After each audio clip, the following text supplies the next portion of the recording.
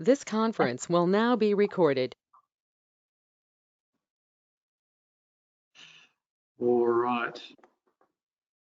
Okay, well, welcome to our class tonight, second class on challenges of faith. So at the end of last year in November, we talked a bit, had a class looking at challenges to faith and looking at some of the philosophies and ideas and underlying constructs, I suppose, that dominate in the particularly in the Western societies and New Zealand, which is where we live. Obviously, in other parts of the world, different societies, they've got, the spirit of their societies maybe is a little bit different. So we spent a little bit of time looking at the development of some of those philosophies, at least the dominant ones, and also particularly looking at the development of what I guess today would be called, labelled social Marxism, with oppressors and oppression, and then also we looked at the construct of postmodernism, which is that there's no absolute truth.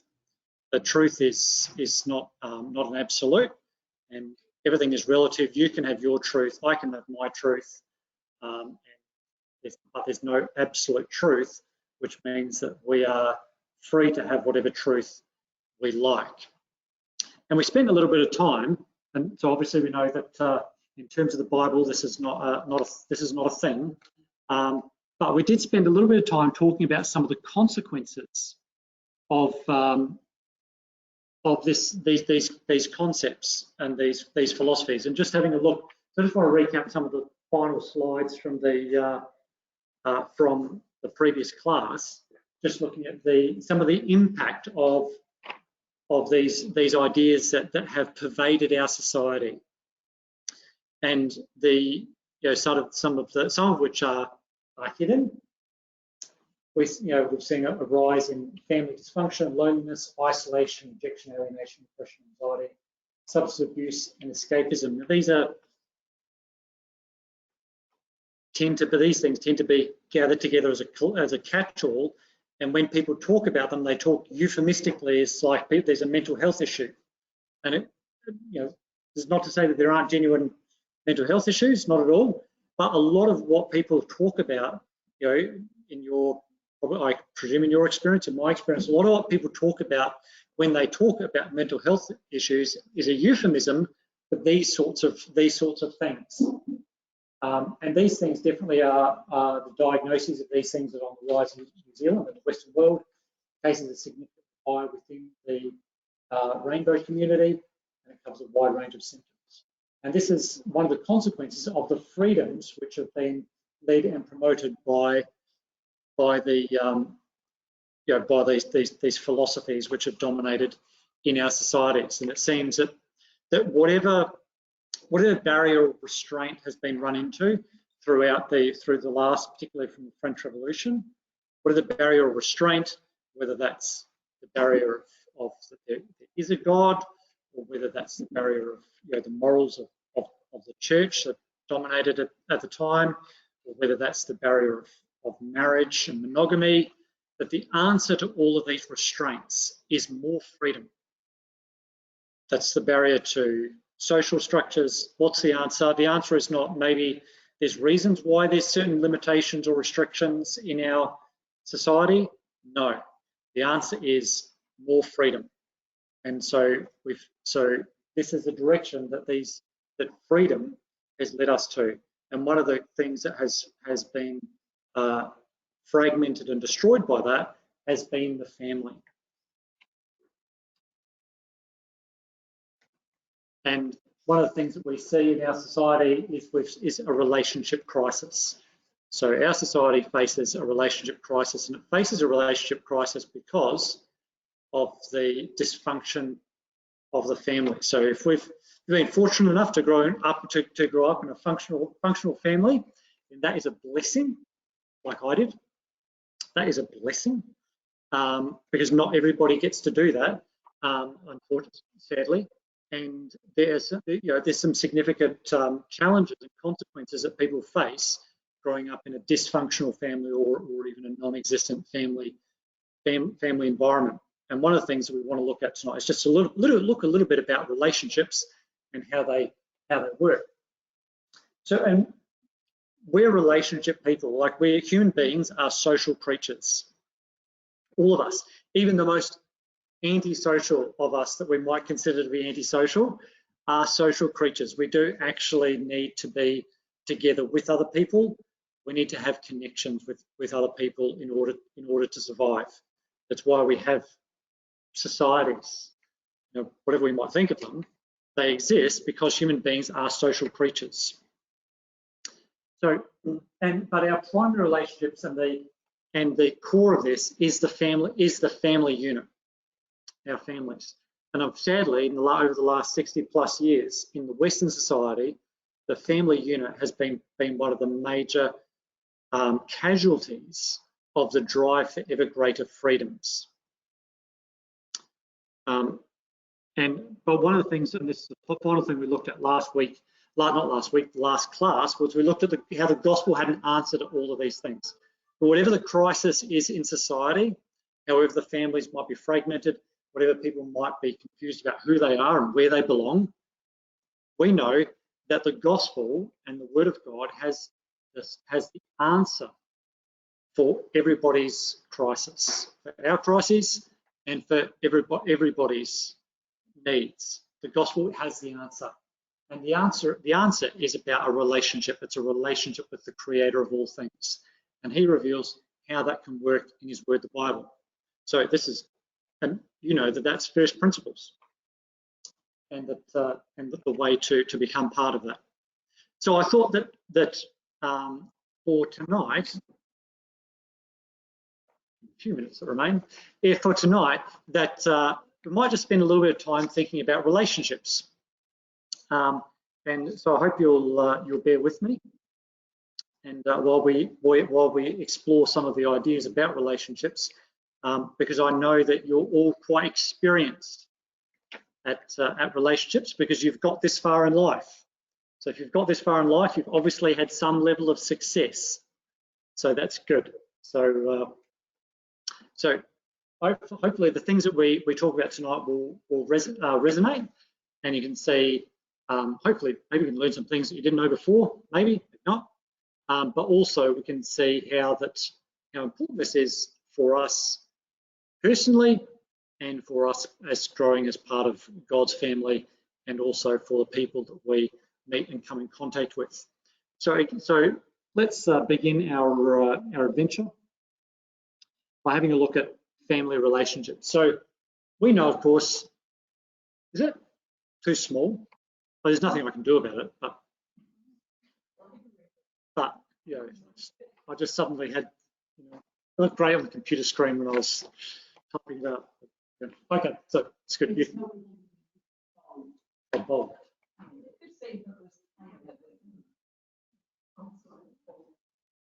Yeah. Okay. Yeah. Okay. Excellent. Like I said, not all I can do is apologise. So sorry.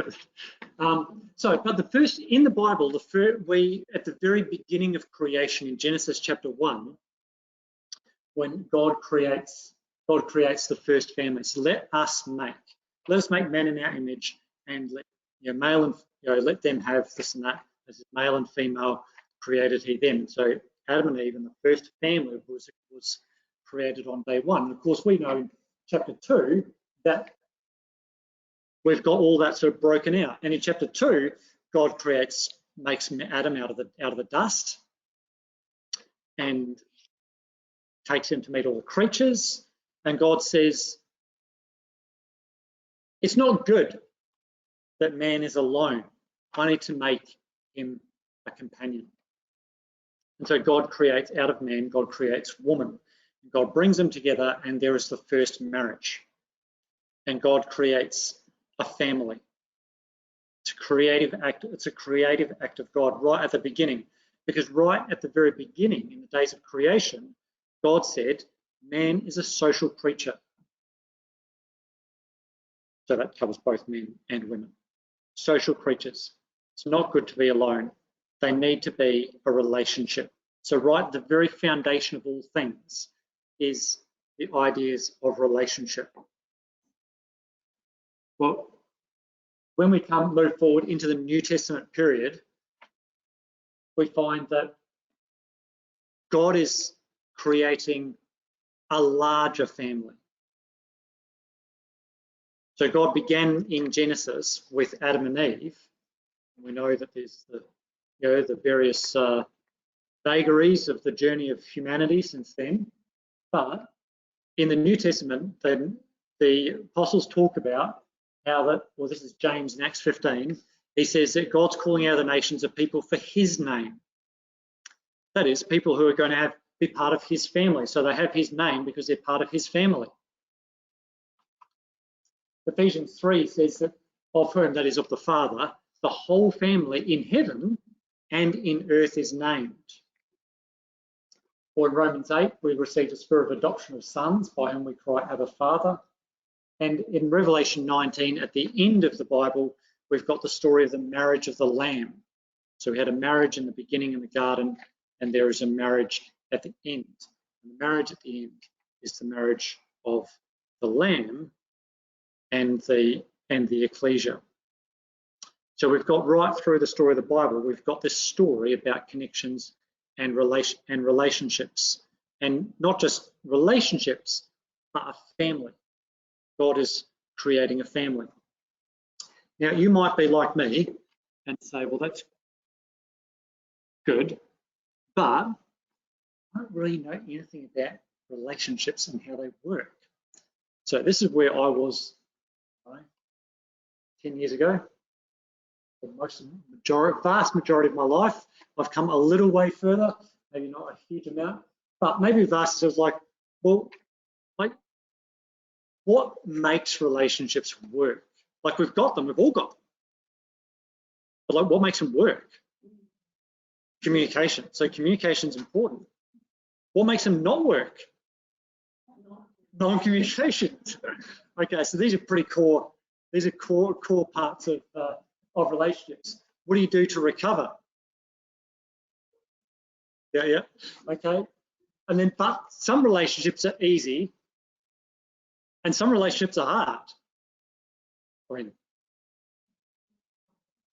yeah, some people talk and some people won't. You know, but maybe it's worth thinking about. Well, you know, we've all had relationships. Some of them, you know, of various sorts. Friends, other adults, children, relatives, whatever. Some of them work out, some of them haven't been so great. Yeah, it's about trying to make sure that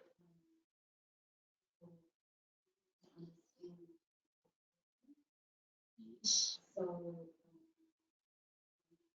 lots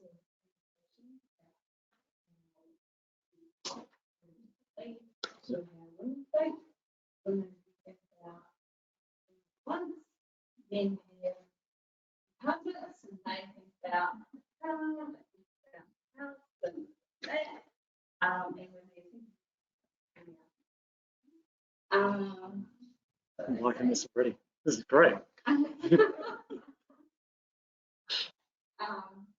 Yeah. So I think it's also understanding other people's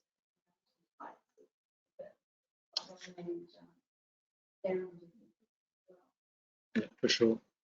Yeah, so it's pretty important. So all of those things are really good. So we're going to hopefully go through, you know, look at some of those things as well, and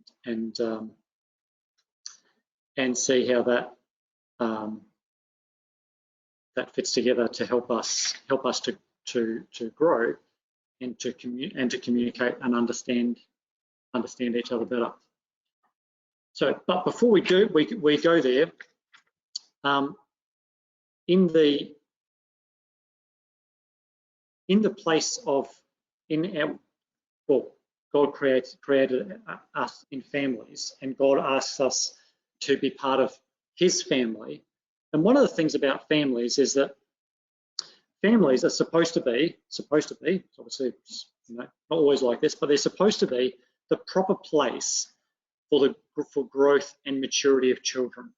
They're supposed to be the place where parents are able to protect their children from harmful influences, but also not just do that, but also to provide healthy, positive influence in order for them to be able to grow and mature to then become adults who can be let loose upon the world.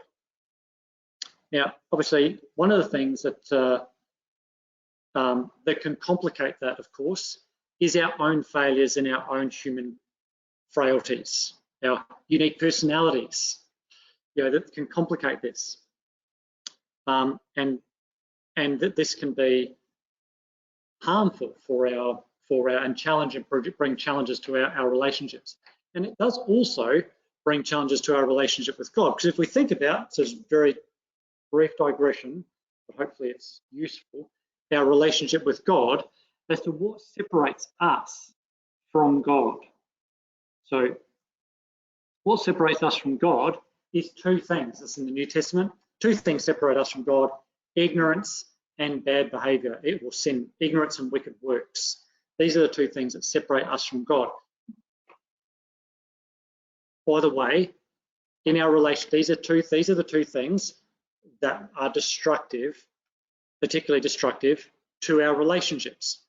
So if we think about what Cheryl just said before, if we don't get to know somebody and find out what they're like and talk to them, then we're in ignorance of them. You can't really have much of a relationship. And then, of course, if we behave badly, well, that's pretty toxic to a relationship, even if we're in our nothing box. So in our relationships, we're going to overcome the first one. We're going to overcome with knowledge by getting to know people. And the second one, well, that's up to us. We need to improve. We need to make sure that we behave well in our relationships. And of course, this is obviously the place of forgiveness, which we'll come to in a moment. So a number of years ago, Naomi and I did some parenting courses, which I'm going to unleash on you, and they broke down relationships as to be about attachment and connection. It's all those things that Cheryl was just talking about before. Maybe some different words, but I think that's probably all. And they said that there's 6 stages to attachment, and I'd just like to have a brief look at them, because hopefully, if we separate them out a little bit and we see them how they progress, that this can help us to understand how where we might be in a relationship, and how we can help the relationship to grow, and how we can maybe change some things about that. If maybe it's not going in a great direction, we can, whatever. So now there's 6 steps here, and in the Neufeld framework, if you want the details for, happy to give it to you. But the Neufeld framework, this is roughly equates to the first 6 years of life. But it's actually, it's about children, but it's actually true of all relationships that we have, even as adults. Even if we want to create a new relationship, it's true for all those things. It goes through these stages, obviously appropriate to the type of relationship. So 6 stages. So the first stage is proximity, being close to, being within the senses of. So of course, like what you can't have a relationship with. It's difficult to have a relationship with someone who you never see, and never with, which is obviously one of the challenges about having a relationship with God and with the Lord. But we know for ourselves that if we want to build relationships with each other, we need to be in each other's company. We need to be together. The next step in the stage of attachment is sameness. So one of the things you go through, you be close together, you spend time together, and then you start mimicking each other's behaviour. You start to copy each other. If you like each other, that's important. But that's true. That, by the way, that's not just true in romantic relationships. It's actually true in all relationships. You start to talk like the other person. You start to copy and mimic, and both to each other. Sorry? Or you get given a uniform in some relationships. Yeah. Yeah, so this is a place where we think about, when you think about things, identity, we're identifying together. We're similar, you and me. We're the same. We've got these things in common. We talk the same. We identify, we've got some similarities. It's part of becoming attached to each other. And the third stage is belonging and loyalty. We belong together. We feel connected to each other. And it's a sense of possessiveness. And sometimes when it gets to this stage, it can feel a little bit claustrophobic. But there's a sense, you're going through that stage of belonging. That there's we've got now a deeper connection, the sense that we belong connected to each other. The fourth stage is a sense of significance, being of value and importance.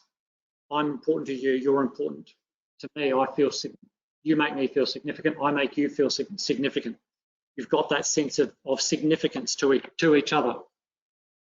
The fifth stage is the stage of love, which is giving the heart and strong feelings. You feel strongly connected to each other. You have each other's hearts.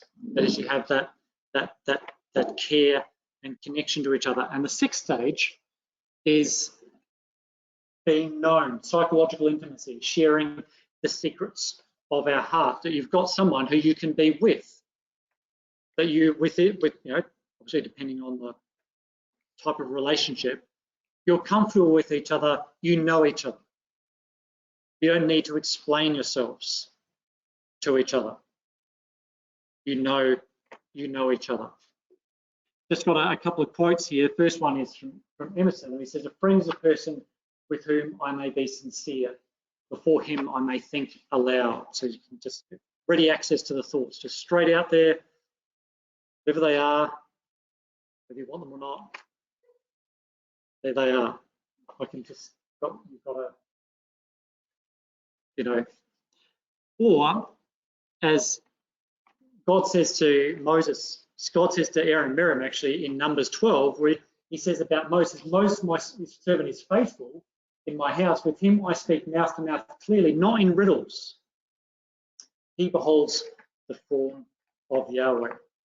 So Moses and I, God says, we're at level 6. We're going to have secrets from each other. We're friends. We know each other. He knows me, I know him. We're at this level. So just about these levels of attachment, they do break down into 3s. So they observe the first 3, proximity, sameness, and belonging. These are behavioural things. These are things that are visible that we see. These are the things like a plant that are above the ground.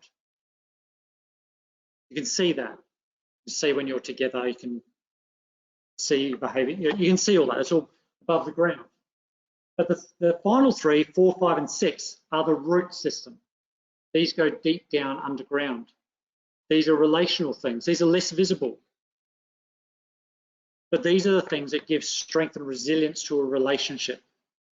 So when things grow naturally, when a relationship grows naturally, and it grows down and develops, that this is what gives strength to a relationship and makes it resilient to face all the challenges that it comes in contact with. So, by the way, if we think about attachment, the value of attachment, because of course the power of being attached to somebody is if you are attached to each other, then you have the power to positively influence each other. Your views are important to me. If we're attached, your views are important to me. What that other person says about you is not important to me, because you're important to me, your views, because I know you know me. And that provides protection from harmful things that are outside of that, because we're connected. For people who are in vulnerable situations, a fragmented family, who don't have this type of attachment and connection in their lives, they're actually very vulnerable for the first 3 things.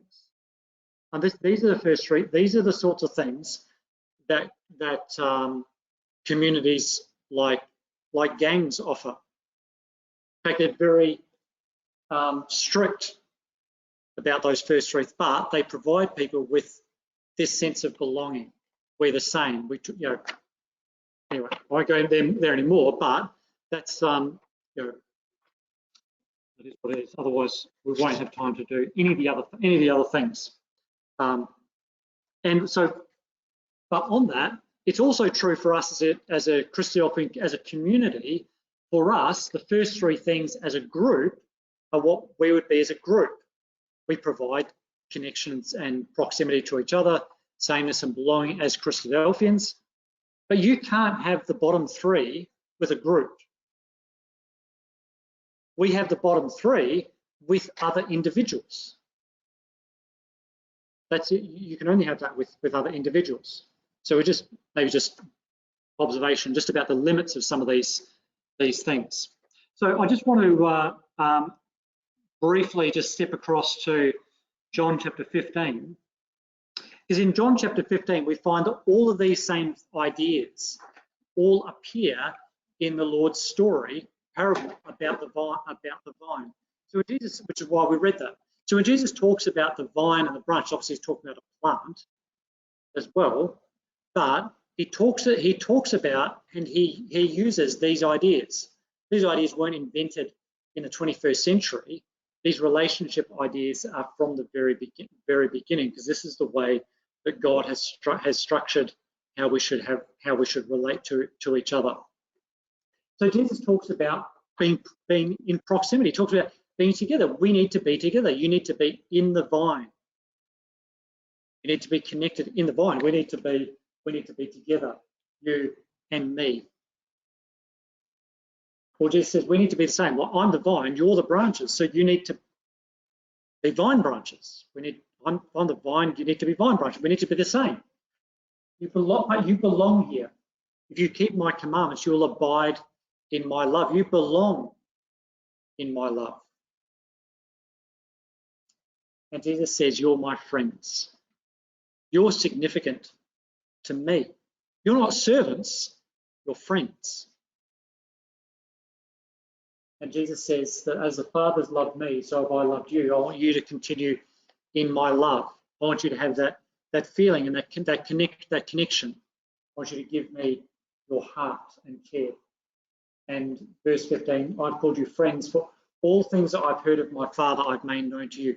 I've shared you all the secrets that I heard from my Father. I've shared them with you. I've made known all things to you. I've shared my secrets with you because you're my friends. So Jesus goes through and he uses all these same ideas and so clearly, particularly for the people that heard him in the first instance, that they would be connected with him and attached to him, because he was about to go away. He was about to be separated from them. So what was going to carry them through that separation when their Lord was no longer with them? Well, it was this connection, this attachment. I've developed this attachment with you now. We know, like in John 13 and 14, Jesus says to them, I'm telling you this now so that when it happens, you'll believe. Jesus, I'm investing in our connection together now so that when I go, you won't lose heart. You won't be destabilized because you're connected with me, even though I'm gone. Now, by the way, Jesus isn't the only one who does this. If you want to have an excursion into the Old Testament and you want to look at the nation of Israel, so God's son, he describes in that whole nation of Israel as his son. God does the same thing with Israel. He brings them close. I want to be among you. So Exodus 25 is let them make a tabernacle that I may dwell among them. God walked among them. These are just a selection of references. God says to them in Leviticus 11, be ye holy as I am holy. God calls Israel to be the same. In fact, Jesus does this as well. We know in the Sermon on the Mount, Jesus says, be ye therefore perfect, even as your Father in heaven is perfect. You need to behave like this idea of sameness, in a good and positive manner. and the idea of belonging. These cases, God said, I've called you out to be my treasure, my possession. You belong to me. You're important to me. I've chosen you above all other nations of the world. I've chosen you. I've set my love on you. And in Deuteronomy 29, it says that the secret things belong to God, but the things that have been revealed belong to us and our children. God has revealed his secrets. He's revealed things to the nation of Israel. God goes through with the nation of Israel these things. And what was the purpose of that? The purpose of that was so that they would be attached to him. They were his children. They would be connected to him, that they would follow his ways, that they would be protected from the evil influences of the societies around them, that they would be able to grow up. They would be able to grow up and to mature to be his children. And to do that, that is the environment in which our hearts grow. So that environment that where the attachment grows provides protection for our heart, and because our heart is what we're going to give. So that's step 5. We give our heart to God. So we give our heart to our parents, and that's pretty important. So we have a think about in the Old Testament. Proverbs tells us the heart is special. You need to guard it. We need to be careful about our heart. Can't just give it to anybody. You have to be careful. But there is a warning from the nation of Israel that it really didn't go well. Because God says in Deuteronomy 4, it says, all these things that you've seen, don't let them depart from your heart. You need to keep these things in your heart, connected to God.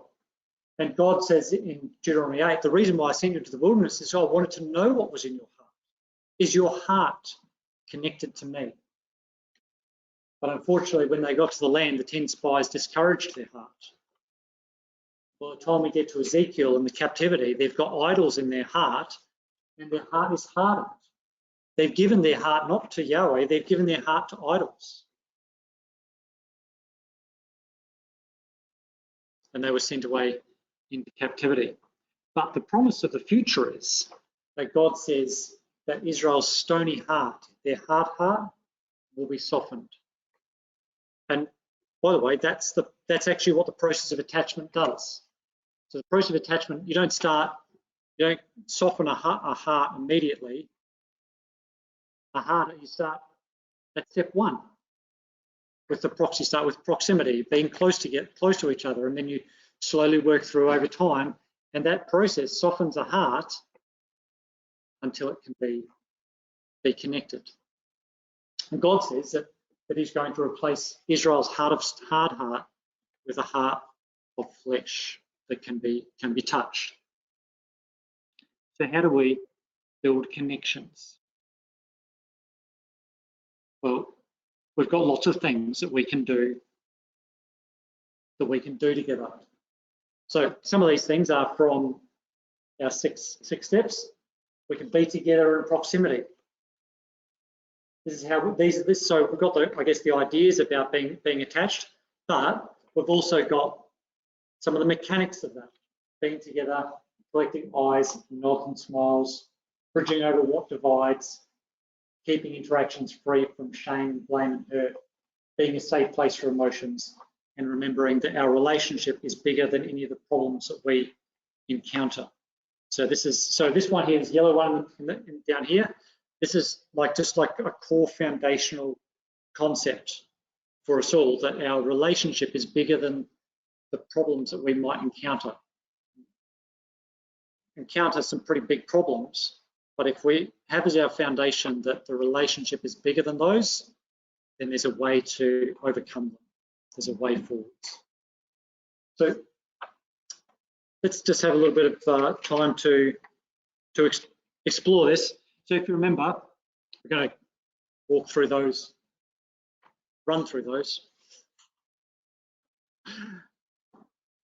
our relationships are like plants. They grow. So plants start small and get bigger. I'm not much of a gardener. Phil's more of a gardener than I am. Phil things actually grow sometimes. Oh, I should actually, Val can make anything grow. But the thing with plants is that plants take time. They take time and the right conditions. So it's a collection of things. And we need to be patient when we come to relationships. Relationships are not instant things. They don't just magically happen. We can't take an end run and short circuit straight to the end and go, this is going to be great. Because usually, if you try and go straight to number 6, it ends badly. Don't do that. Yeah, well, that's where you end up. Right. Yeah, weeds grow great. Yeah, we don't want weeds. Weeds are the plants that are in the wrong place. We don't want those plants in the wrong place in our lives. So there's a parable about that in the Gospels. But relationships take time, and so we need to be patient about that, and we need to take the time to be together, and to let our relationships grow. So we know, of course, Paul talks about that in Hebrews. And then we've got some habits. I don't know whether you noticed, but there's got some greeting habits. Collecting the eyes and ears and nods. So when most of you came in, probably not all of you, but most of you, you probably made eye contact with somebody. You might have even smiled at somebody. Or not, I don't know. May not. Not everybody smiles, it's okay. Or you might have touched somebody. Shaken a hand, a hug, whatever. But this is what we do, and we do this without, most of the time, we do this without even thinking. We come into a place and we say, oh, hi, how are you going? Yep. And you look at people, you might even just raise your eyebrows, or like the lift of the head or whatever. You do that. But what it is, it's an acknowledgement. I see you, you see me. I've said hello to you. We've just made a connection. And when we do that, we want to do that. We want to express that warmth and delight. But I'm pleased to see you. I hope you're pleased to see me too. But I'm pleased to see you, and it's great. And then straight away we've hopefully got each other off on the right foot, because what we're looking for in return, unconsciously, is we're looking for a response. We're looking to be invited into each other's space. So come in, go, are you going? So just think about this. If there's no response, you go hi, and there's just blank, no response, nothing. Then you're like,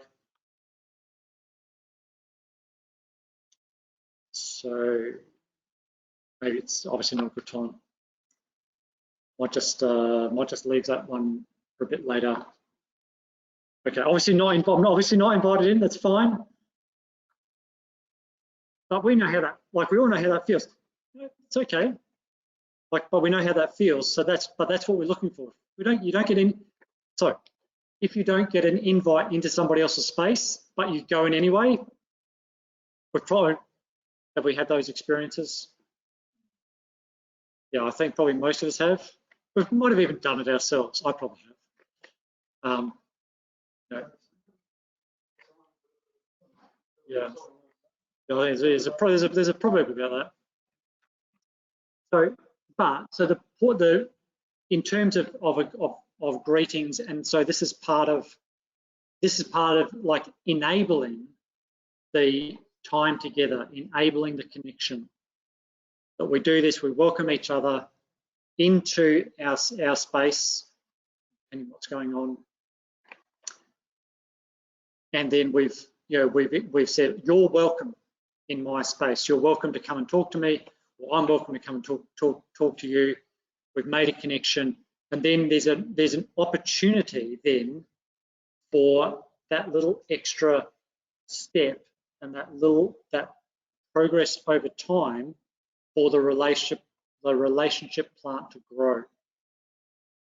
But it's important for us to be looking for that. Like that's a thing, like I guess in mechanics, a technique or something we can be looking for. And we're going to work out what works for people. So like what Cheryl mentioned before about you've got to understand people's personalities. Not everybody wants to make eye contact, and that's not necessarily mean that they don't like you. Maybe it's just not appropriate or whatever. Not everybody. So okay, so you've got what their personality. Figure that out. Maybe there's a different way, but everybody will have some way of making that connection. Now, if you're doing this with children, of course, then what you're wanting to do is you're wanting to make that connection because you're usually then going to be telling them to do something. You're going to direct them, I think is the term. You're going to direct them. That's right.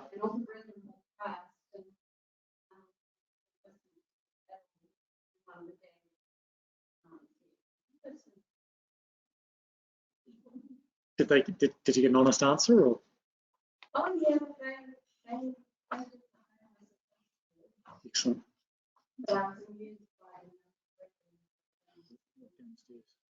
Interesting.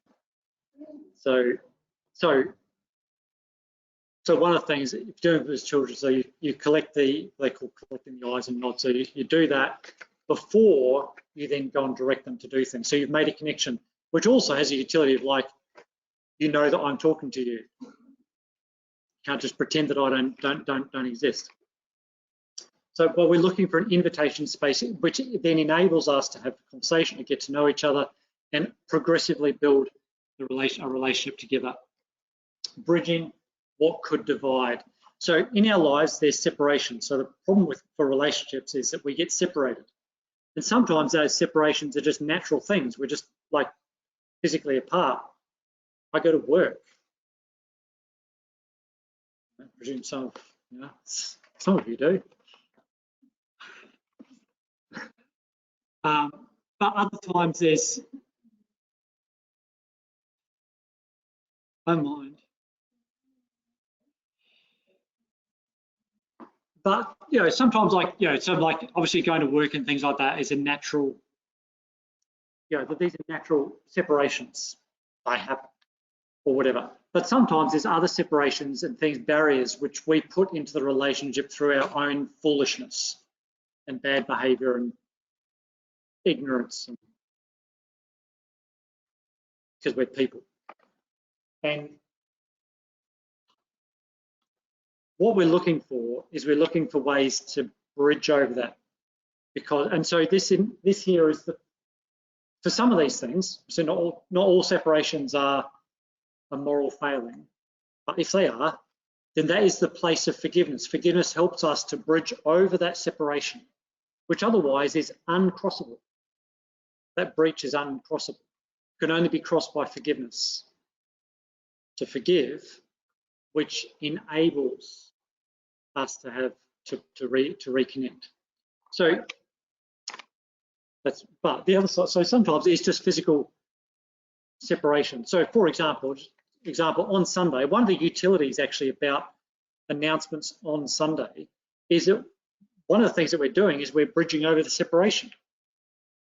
We're going to say next week. So we're just finishing up together here. We've had our Sunday, we've had our memorial meeting. We spend this time together and we're finished. But let me just tell you about the next time we're all going to be together. We're all going to be together then, next week. And we're going in between them, we're going to go do this and this and this, and do all these things, and we're going to be together next week. So we might be separated for a little while, but we're going to be together again.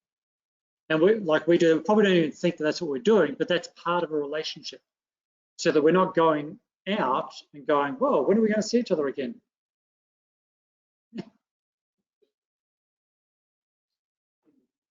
Yep. Yep. People doing all those things. Yes, it's lost. Yeah.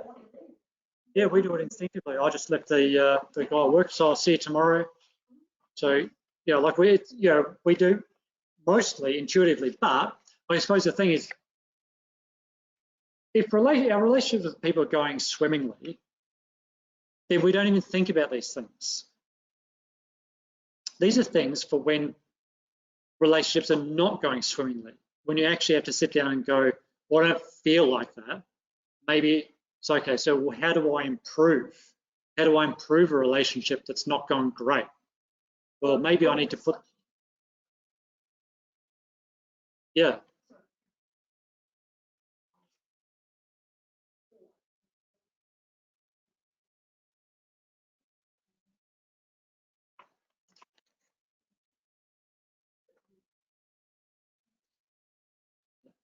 Yeah. So trying to find ways to bridge across that. So that's the challenge. So depending on what the separation is, will depend on the way of crossing that, or finding a way to get to the next connection needs to be appropriate to what the separation is. But these are things for when things are not going swimmingly, when you actually have to think about, okay, so how do I, the people I get along well with, I don't even it doesn't take any more brain space to even think about how to build a relationship with those people, because it just grows over time, because we get along great. But in the family of God, we've got people that are not necessarily so easy for us, maybe naturally, personality-wise or whatever, to get along with. Well, maybe I need to think more about and actually, try some things to build a relationship with them, because, well, maybe it's not so easy. So bridging separation, pretty important thing. You haven't tried it, you'll do it. I know you do. Place of authority, I'm not going to spend any particular time on this. There is a place for authority in our relationships, and I'll just pull this up so you can have it all. I'm not going to get any of these references because I'm completely out of time. So, but there is in our relationships, and there is important a place for authority. So we have people in authority, and we have people who are dependent. Now, if we're in a family and we've got parents and children, then the parents are in the place of authority, and the children are dependent on the parents. That relationship that's important that relationship be the way, because parents have the power and capacity and maturity to care for their children. Their children are inexperienced. They don't know what they don't know. So putting them in the driving seat, it never ends well. So there is a place for authority. In our society, often authority has a dirty name because authority gets abused. But authority is not necessarily a bad thing.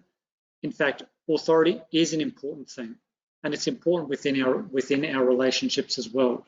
But it's important in the right place. So when God created Adam, God gave Adam authority. He gave Adam authority over creatures and creation.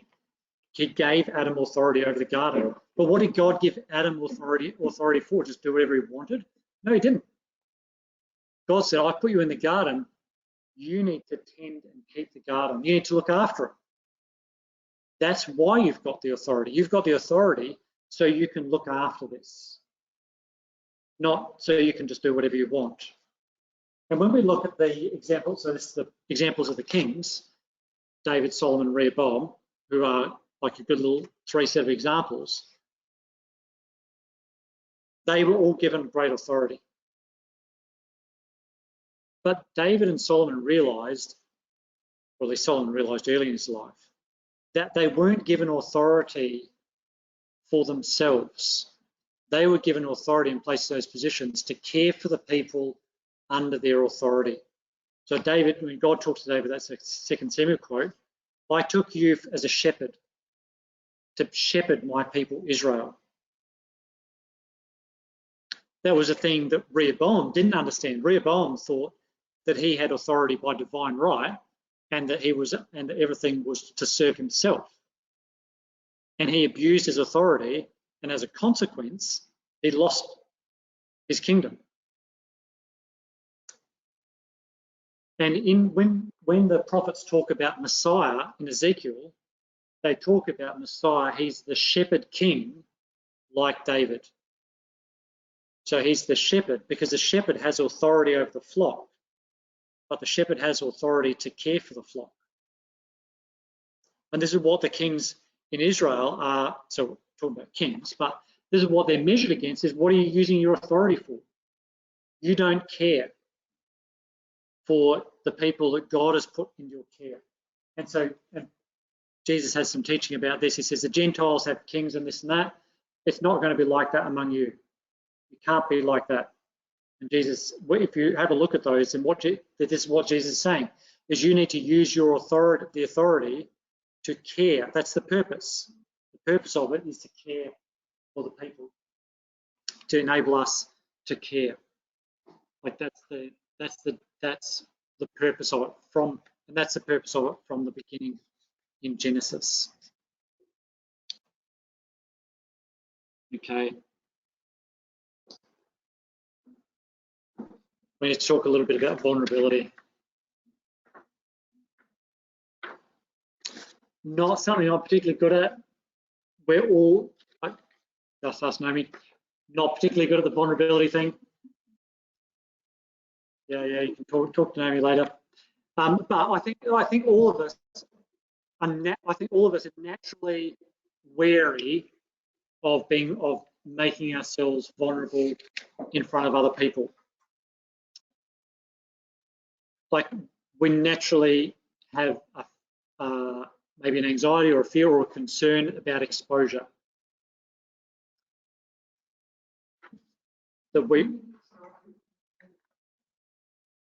Yes, yeah. So this is what's important. But it's important. We need to have people, not everybody, but we need to have people that we can be vulnerable with, that we can talk about our feelings with. Yeah. Talking conceptually. But it is important, but we are naturally aware of that, and that's healthy. You know, we shouldn't go spraying around our innermost thoughts and worries and anxieties just for the whole wide world. But we do need to have some people that we know, who we trust, who we can reveal out, who we can share our innermost thoughts and feelings with. And it's important for all of us to have that, so that we're not bottling up inside ourselves our worries and concerns and anxieties, because that becomes a source of frustration and a harm in our lives. We need to have people that we can shed our tears with and be vulnerable. So I suppose in some ways the question for us is, not us as a group, but maybe the question for us individually to ask ourselves and think about it is, am I a safe place for people to be vulnerable with? You know, like you said, Ruth, you know, my trustworthy person. You know, do I know people? Do I have that? You know, what's the state of my relationship with people appropriate for the given sort of relationship for people to be vulnerable? You know, Jesus says to his disciples in Matthew 11, at the end, he says he calls his disciples to take on his yoke, his burden. Take my yoke on you. My burden's light and my yoke is easy. Come to me and you'll find rest for your souls. Jesus invites us to be vulnerable with him, to place our anxieties and our burdens on him. So even if we don't have anybody that we feel comfortable being vulnerable with, maybe we don't, but we have the Lord Jesus. While we're still working on our relationships and attachments, we have the Lord Jesus who we can be connected to. The challenge with vulnerability, though, is if we're not vulnerable with people who can care for us.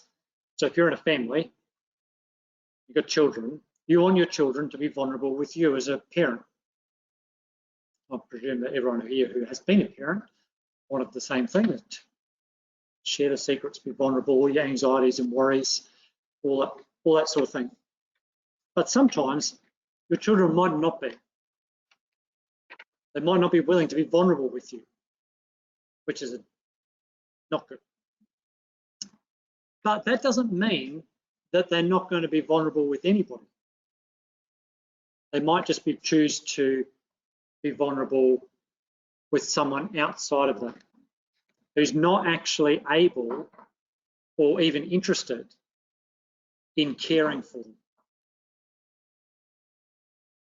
And particularly, if we're attached to maybe our peers or other things, particularly as children, then we can end up in that space where we're instead of being vulnerable with the right people who can care for us, we're vulnerable with people who don't have our care and best interests at heart and can lead us away from our family, away from the people who care. That's the other side. Or yes. So I wasn't going to go there, but yes, that's also very true. So just in terms of vulnerability, I just wanted to the story of the prodigal son. There's two different sorts of vulnerabilities going on here. There's I just want to point out two things. There's lots of things in the story of the prodigal son. I just want to point out a couple of things. So verse 18 and 19 of Luke 15, I want to point out this is before the son goes back. So the son who's lived a dissolute life, separated from his father, separated from his family, eating husks, he thinks to himself out in there, I'll go to my father. I need to reconnect with my father. And I know if I go and reconnect with my father, this is what I'm going to say to him. I'm going to be vulnerable with my father. I'm going to say to him, I've sinned. Dad, I've sinned. I've sinned against him, I've sinned against you. This is where I am. So this is before he goes back to his father. He makes that decision. I'm going to go and I'm going to be vulnerable with my father. I've sinned. Now we of course know what happens. He comes back and his dad hardly lets him get the words out of his mouth. But this is what he thinks before he goes back. The other son, at the end of the story, in verse 28 and 29, he was angry about this whole situation. He didn't want to go in. Why? And his father's saying, Lord, what's wrong? And he said, look, this many years I served you. I never disobeyed your command. You never gave me a goat that I might celebrate with my friends. So who was this son connected to? Who was he attached to? Who did he want to be vulnerable with? Well, not his father. He saw his relationship with his father as, well, I serve you. I do what you command. But I want to go and what I really want to do is go and spend time with my friends. We've got two different attachments and vulnerabilities going here. Another slide, but I won't go on that. But, well, these are good quotes. It's a good one in James 5, by the way, Juliet, just letting you know. Pick it up.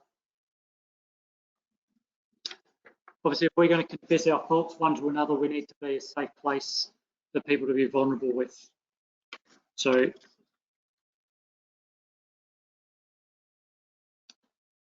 in summary, all that stuff.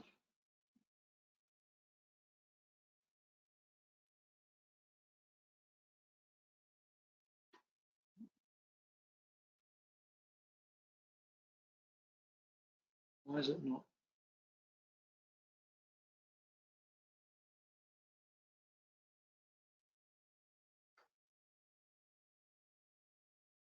coming up. Anyway.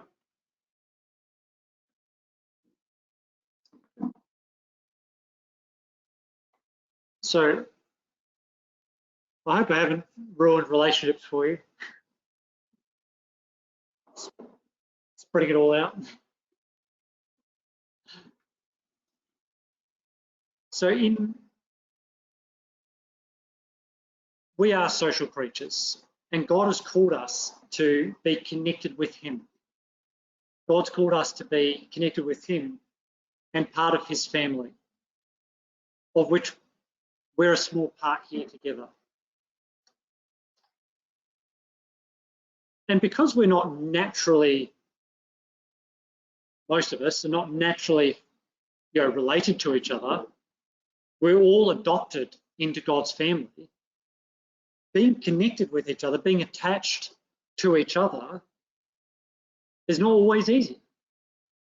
But there is a process for attachment. There is a way to go about attachment, especially if it's not easy.